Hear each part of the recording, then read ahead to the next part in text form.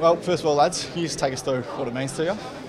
Yeah, look, we just had a bit of a speech in there, but I said before, like playing AFL is a massive dream come true, and I didn't realise how big Carlton was until I actually got to Melbourne from WA. But to captain the club, it definitely hasn't sunk in right now. But you look at some of the past captains, obviously Murph, Sticks, Whitnall. There's heaps of guys since I've been alive that have captained this club, and yeah, it's just a huge honour.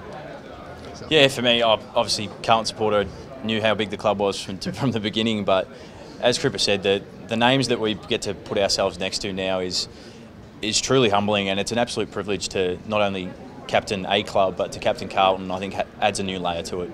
Stepped in for a few games this year when Murph was out. What did you learn from that experience? Yeah, it was definitely a good learning curve. First few on-ground speeches, I was like a bit of a two-stroke motor, for sure. No, it was good. It's just good to get that experience. Obviously, I bounced a few ideas off Murph throughout the year, just more the game day stuff. During the week stuff never really changed. And what I actually found out this year is it doesn't actually change. Doc and myself are both in this position because of what we do around the club, and it's not going to change from here on in. And the players know that. They know that we're always going to be approachable. We're not one of the boys or one of their mates. And yeah, so it's definitely a good learning curve. What was his biggest bit of advice to you throughout the season? Just exactly what I said, be yourself. Just lead the way on field, be true to yourself. Gave me a few pointers for the pre-game speech, but besides that, it's just go out, enjoy the moment and embrace it. Yeah. So it's a different sort of experience for you this year. Can you talk us through what you sort of learned as a leader being out of the team? Yeah. This year was probably one of my biggest development years in terms of being a leader.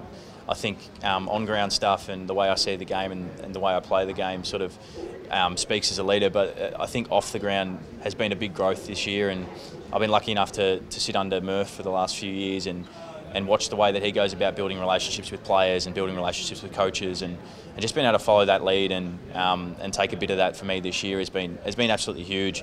Obviously, doing a bit of part-time coaching has also probably broadened my lens around the whole football club as a general rule.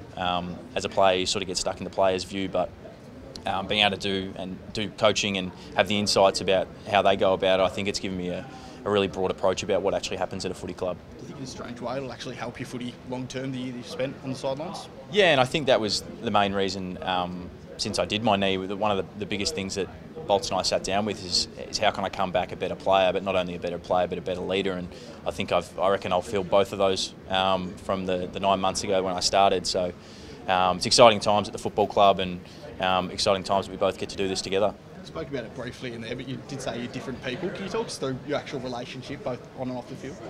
Yeah, look, it's something that's definitely grown over time. Obviously, relationships grow from spending time together, and last 2 years especially, I think have really grown. But it's hard to explain the different personalities, but we are different in ways, but we're similar in a lot of other ways. And one way we are similar is we're both really driven to get the best out of ourselves, and driven, I suppose, by team success. And I know working alongside Doc that we're going to be relentless in what we expect from the guys.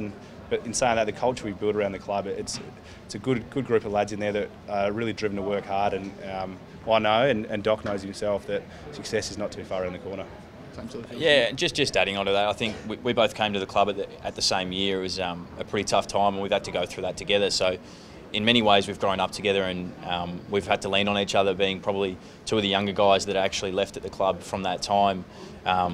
We've probably gone through a range of emotions through that time together, and I think that's brought our bond really close. And to add on to what Cripps said, I think we just trust each other that what we're trying to do at this footy club is completely aligned, and I think that's a strong stance to start on.